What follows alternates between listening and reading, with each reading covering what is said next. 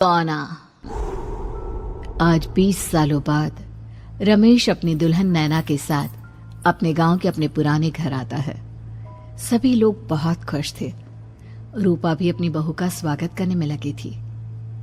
पर ये क्या, रूपा जैसे ही अपनी बहू की आरती उतारने जाती है, अचानक से तेज हवाएं चलने लगती है। घर की लाइट चली जाती है और आरती का थाल का दीपक बुझ जाता है। माँ, ये सब क्या हो रहा है? अचानक से ये मौसम कैसे बदल गया? अरे बेटा, ये गांव है। गांव में अक्सर ऐसा ही होता है। किसी भी वक्त मौसम बदल जाता है और कभी भी लाइट चली जाती है। दीपाली बेटा, किचन से मोमबत्तियां तो ले आ। रूपा के कहने पर दीपाली किचन में मोमबत्ती लेने जाती है। लाइट ना होने की वजह से घर में काफी अंधेरा था, इसलिए दीपाली अपने फोन का टॉर्च ऑन करती है और टॉर्च ऑन करते ही उसे महसूस होता है जैसे कोई उसके सामने से गुजरा हो। मुझे ऐसा क्यों महसूस हुआ कि मैंने अभी यहाँ किसी को देखा? क्या सच में यहाँ कोई था या ये सिर्फ मेरा वहम था? अरे दीपाली बेटा, मिले कि नहीं मोमबत्ती? हाँ माँ, बस अभी लाती हूँ। दीपाली सारी बातों को भूलकर मोमबत्ती जलाती है और जैसे ही मोमबत्ती लेकर वापस बाहर जाने के लिए पीछे मुड़ती है तो उसके सामने एक 10 साल की छोटी बच्ची खड़ी होती है। उस बच्ची की एक झलक देखते ही दीपाली डर जाती है और जोर जोर से चिल्लाने लगती है। तभी अचानक से लाइट आ जाती है। दीपाली की आवाज सुनकर शंकर और छोटा भाई पवन उसके पास पहुंचते हैं। क्या हुआ दीपावली बेटा? पापा, मैंने किसी को देखा। दीदी यहाँ पर कोई नहीं है। अंधेरे में वहम हुआ होगा आपको। अब चलो, दरवाजे पर भैया भाभी कब से खड़े हैं। दीपाली भी इसे अपना एक वहम समझकर सबके साथ बाहर चली जाती है, जहां वो लोग अपनी भाभी का स्वागत करते हैं। नैना अपने पैरों से कलश को गिराकर थाल में पैर रखती है और घर के अंदर जाती है। सब घर के अंदर चले जाते हैं। भाभी, मैं आपकी ननद नहीं, आपकी छोटी बहन और फ्रेंड की तरह हूँ। इसलिए कभी भी आपको ये लगे कि भैया आपको सता रहे हैं तो आप उनकी शिकायत मुझसे कर देना। भाभी भैया की शिकायत करे या ना करे, पर मुझसे और माँ से तेरी शिकायत जरूर करेगी। सभी आपस में बैठकर हंसी मजाक कर रहे थे। नैना भी घूंघट किए अपने बिस्तर पर बैठी थी। वो सब आपस में बात कर ही रहे होते हैं कि तभी उन्हें एक अजीब डरावनी आवाज सुनाई देती है और कमरे की खिड़की अपने आप ही खुल जाती है। मुझे इसीलिए गांव पसंद नहीं। गांव में ऐसी ही डरावनी आवाजें आती हैं। मैंने तो सुना है गांव में बहुत सारे भूत भी होते हैं और इस मौसम को पता नहीं क्या हो रहा है। मुझे तो बहुत डर लग रहा है। मैं तो अपने कमरे में जा रही हूँ सोने। बाय भाभी, हम कल बात करेंगे। अब सब अपने कमरे में सोने चले जाते हैं। नैना अपने कमरे में बिल्कुल अकेली थी। कुछ देर बाद रमेश अपने कमरे में आता है और देखता है कि नैना खिड़की के पास खड़ी होकर बाहर की ओर एक टक नजरें लगाकर देख रही थी। क्या हुआ नैना? बाहर क्या देख रही हो? मैं बाहर का मौसम देख रही हूँ रमेश जी। इस मौसम को देखकर ऐसा लग रहा है जैसे आज कोई अपना बदला लेने के लिए आया है। तुम क्या बोल रही हो? मेरी कुछ समझ में नहीं आ रहा। और वैसे भी रात काफी हो चुकी है, अब हमें भी सो जाना चाहिए। चलो।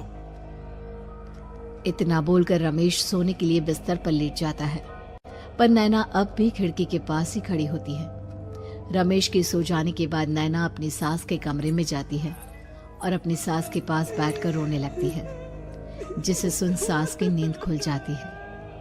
बहू, अरे क्या हुआ बहू? तू इतनी रात को यहाँ मेरे कमरे में बैठकर रो क्यों रही है? मम्मी जी, आपने मुझे क्यों नहीं अपनाया? आपको पता है, आपकी वजह से मुझे और मेरे परिवार वालों को गांव वालों के कितने ताने सुनने पड़े। तू मेरी बहू नहीं है? कौन है तू? मम्मी जी, मैं आप ही की बहू हूँ। आपने मुझे अब भी नहीं पहचाना? इतना बोलते ही नैना की आंखें लाल हो जाती हैं। वो जोर जोर से हंसने लगती है। मौसम का रुख बदल जाता है। कमरे की खिड़कियां और दरवाजे अपने आप ही खुलने और बंद होने लगते हैं। देखते ही देखते नैना हवा में उड़ने लगती है और वो अपनी आंखों के इशारे से अपनी सास को भी हवा में लटका देती है। तेरी वजह से मुझे और मेरे घर वालों को ताने सुनने पड़े।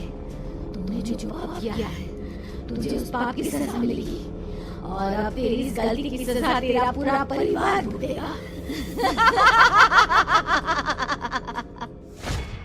इस तरह से नैना बड़ी ही बेरहमी से अपनी सास को मार डालती है और आराम से अपने कमरे में जाकर सो जाती है। अगली सुबह जब घर वालों को कमरे में रूपा की लाश मिलती है तो उन लोगों के पैरों तले जमीन खिसक जाती है। कल तक माँ बिल्कुल ठीक थी, फिर अचानक ऐसा क्या हुआ रात को कि माँ हम सबको छोड़कर चली गई। सारी गलती मेरी है।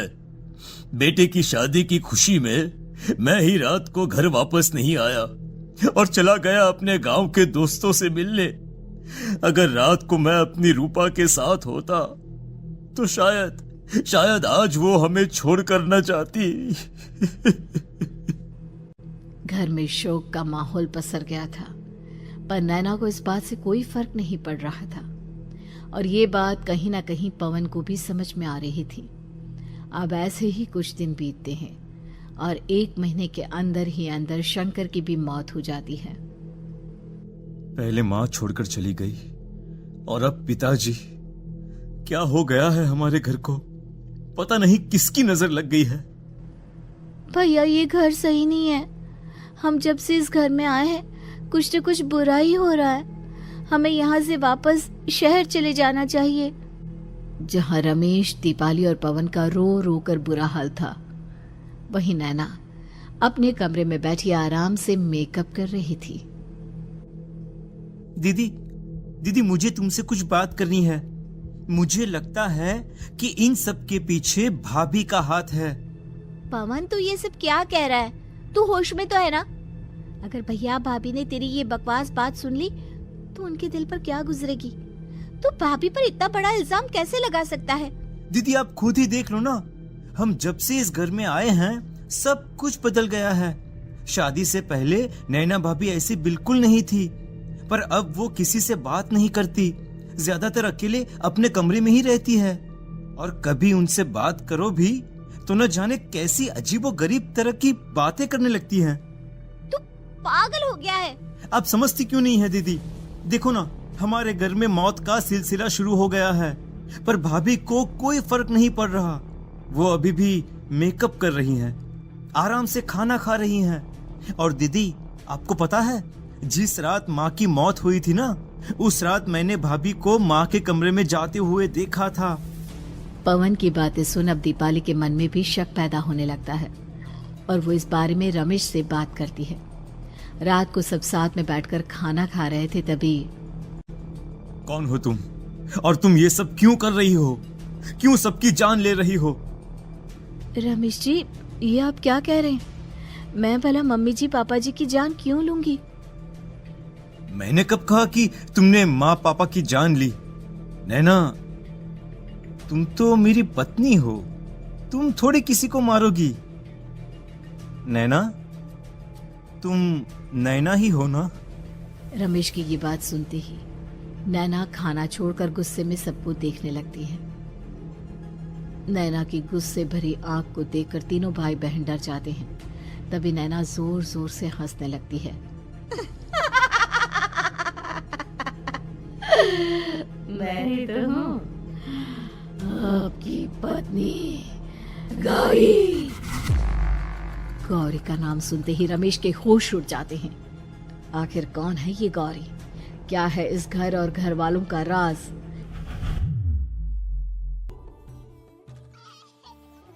हमारे दोनों बच्चे एक साथ कितने अच्छे लग रहे हैं ना? हाँ, कितने अच्छे दोस्त हैं दोनों। बस बड़े होने के बाद भी इनकी ये दोस्ती बनी रहे तो बच्चे कितने खुश रहेंगे। मैं क्या सोच रहा था कि क्यों ना हम अपनी दोस्ती को रिश्तेदारी में बदल दें। मैं अपने बेटे रमेश की शादी तेरी बेटी गौरी से करना चाहता हूँ। इस तरह हमारे बच्चे भी हमेशा साथ रहेंगे और हमारी दोस्ती भी रिश्तेदारी में बदल जाएगी। शंकर की इस बात से उसके दोस्त को बहुत अच्छा लगता है और वो अपनी बेटी की शादी रमेश से करवाने के लिए तैयार हो जाता है। बहुत जल्द दोनों परिवार मिलकर बचपन में ही रमेश और गौरी की शादी करा देते हैं। अरे शंकर, अपने बच्चों की शादी करवा कर हमने अपनी दोस्ती को रिश्तेदारी में बदल तो लिया, पर मैं चाहता हूं कि अपनी गौरी का गौना 2 साल बाद करूं, ताकि वो थोड़ी समझदार हो जाए। अरे हाँ हाँ दोस्त, बिल्कुल, हमें कोई दिक्कत नहीं है। इसी तरह समय बीतने लगता है। समय के साथ शंकर का कारोबार तरक्की पकड़ लेता है और 2 साल बाद शंकर अपने पूरे परिवार के साथ शहर में शिफ्ट होने की तैयारी कर लेता है। जब यह खबर उसके दोस्त को पता चलती है तो वो शंकर से बात करने उसके घर जाता है। शंकर, 2 साल पूरे हो चुके हैं और अब तू शहर भी जाने वाला है। मैं सोच रहा था कि तेरे शहर जाने से पहले गौरी का गौना कर दूं, ताकि तू अपनी बहू को अपने साथ लेकर जा सके। ये तू कैसी बातें कर रहा है? रिश्तेदारी बराबरी वालों से होती है, और वैसे भी अब मेरा बेटा या मेरा परिवार कोई भी इस रिश्ते को नहीं मानता। ये तू कैसी बातें कर रहा है दोस्त? जब हमने अपने बच्चों की शादी करवाई थी तब हम दोनों ही एक बराबर थे। पिछले 2 साल में तेरा कारोबार थोड़ा सा अच्छा क्या चल गया तो पुराने रिश्ते ही तोड़ देगा। देख भाई, ऐसा मत कर। अगर तूने मेरी बेटी को अपनी बहू के रूप में नहीं अपनाया तो कोई भी मेरी बच्ची से शादी नहीं करेगा। अरे उसकी जिंदगी बर्बाद हो जाएगी। यार देख, वैसे भी बाल विवाह तो कानून मान्यता नहीं देता, फिर मैं कैसे दे दूं? तू अपनी बेटी के बड़े होने पर उसकी शादी किसी दूसरे लड़के से करवा देना। वैसे भी तब तक ना उसे और ना ही गांव वालों को ये बात याद रहेगी। मेरे बेटे को बख्श दे मेरे भाई। इस तरह से शंकर अपने दोस्त के परिवार और गौरी को गांव वालों के ताने सुनने और जिल्लत से भरी जिंदगी जीने के लिए छोड़ अपने परिवार वालों के साथ शहर चला जाता है। अरे इनकी गोरी में ही कोई दोष होगा, तभी तो लड़के वालों ने इनकी बेटी को अपनी बहू के रूप में नहीं अपनाया और उसको यहाँ छोड़कर शहर चले गए। अब कौन थामेगा ऐसी लड़की का हाथ? अरे पता नहीं कैसा आदमी है जो गांव वालों के इतने ताने सुनकर भी सर उठाकर गांव में चल रहा है। अरे अगर मेरी बेटी के साथ ऐसा हुआ होता ना तो मैं तो शर्म के मारे मर ही जाता। हाँ, दिन रात लोगों की नजरों में अपने लिए ग्रहण देख और सबके ताने सुन सुन अब गौरी के पिता हिम्मत हारने लगते हैं और एक रात गौरी के माता पिता खुदकुशी कर लेते हैं। ये सदमा गौरी भी सहन नहीं कर पाती और उसकी भी मृत्यु हो जाती है। तुम्हारे परिवार की वजह से हम लोगों ने अपनी इज्जत और जान गंवाई। इसका बदला तो तुम्हें चुकाना पड़ेगा, वो भी अपनी जान देकर। हंसते हुए अब नैना हवा में उड़ने लगती है। नैना अब पूरी तरह से बदल चुकी थी। गौरी की आत्मा उसके शरीर पर हावी हो चुकी थी। उसकी आंखें सफेद, पैर उल्टे, चेहरा काला और बाल बिखर गए थे। अब गौरी अपनी शैतानी शक्तियों से घर के हर कोने को अपने काबू में कर लेती है और सीधी दीवार पर जाकर चिपक जाती है। मुझे अपना बदला चाहिए। बदला लूंगी मैं तुम सबको खत्म कर दूंगी। गौरी इतनी तेज चिल्ला रही होती है कि उसकी आवाज से घर के सारे कांच टूट जाते हैं। सामान इधर उधर गिरने लगता है और ये सब देखकर तीनों भाई बहन के होश उड़ जाते हैं। बचाओ, भागो भागो। उन तीनों को अपनी जान बचाने के लिए यहाँ से वहां भागता देख गौरी जोर जोर से हंसने लगती है। तभी दीपाली घर से बाहर निकलने लगती है, जिसे देख गौरी गुस्से में अपनी शक्तियों से तुरंत घर का दरवाजा बंद कर दीपाली को हवा में उड़ा देती है। बाहर भागेगी, मुझसे बचकर भागना चाहती है? कोई नहीं बचेगा, आज तुम सब मरने वाले हो। अचानक घर में भूतिया आवाजें गूंजने लगती है, तेज हवाएं चलने लगती हैं। सोफा, टेबल, कुर्सी सब हवा में उड़ने लगता है। ये सब देखकर रमेश, दीपाली और पवन की रूह कांप जाती है। घर में ये सब होते हुए और अपनी बहन को हवा में उड़ते हुए देख रमेश और पवन को भी समझ में नहीं आ रहा था कि वो क्या करे, कैसे अपनी जान बचाए। इतने में गौरी अपनी आंखें दीपाली की तरफ करती है और अपनी शैतानी शक्तियों से उसका गला दबाने लगती है। भागने का बहुत शौक है ना, अब मैं तुझे इस दुनिया से ही भगा दूंगी। इतना बोलकर गौरी दीपाली को उठाकर फेंक देती है और दीपाली दीवार से टकराकर नीचे गिर जाती है। दीपाली के पूरे शरीर में चोट के निशान होते हैं और वो उठ भी नहीं पाती। दोनों भाई भागते हुए अपनी बहन के पास जाते हैं। ये तो बस शुरुआत है, मैं तुम तीनों को तड़पा कर मारूंगी। अरे अरे, पर हमने क्या किया है? हम तीनों भाई बहन तो निर्दोष हैं। गलती तो हमारे माता पिता ने की थी और उन्हें तुम पहले ही मार चुकी हो, फिर हमारे पीछे क्यों पड़ी हो? पवन के इतना बोलते ही गौरी एक हवा के झोंके की तरह उसके पास आती है और उसका गला पकड़कर उसे हवा में उठा देती है और रमेश को गुस्से भरी नजरों से देखती है।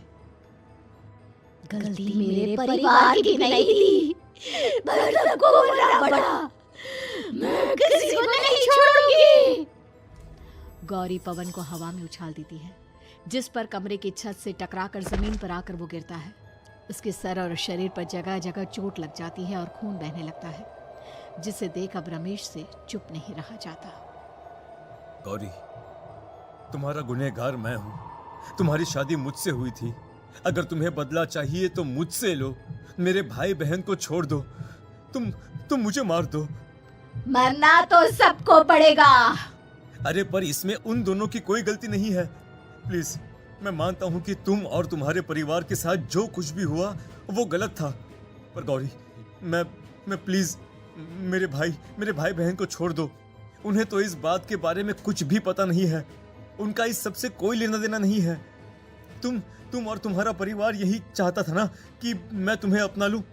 उस समय मैं बच्चा था।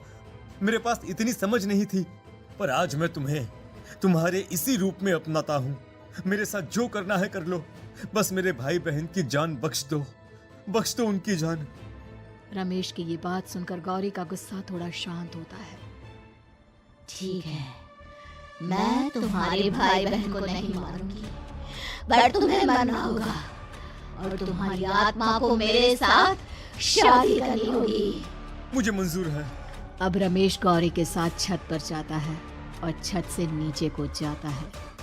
रमेश के मरते ही गौरी उसकी आत्मा को अपने साथ ले जाती है और इस तरह से रमेश खुद मरकर अपने भाई बहन को बचा लेता है।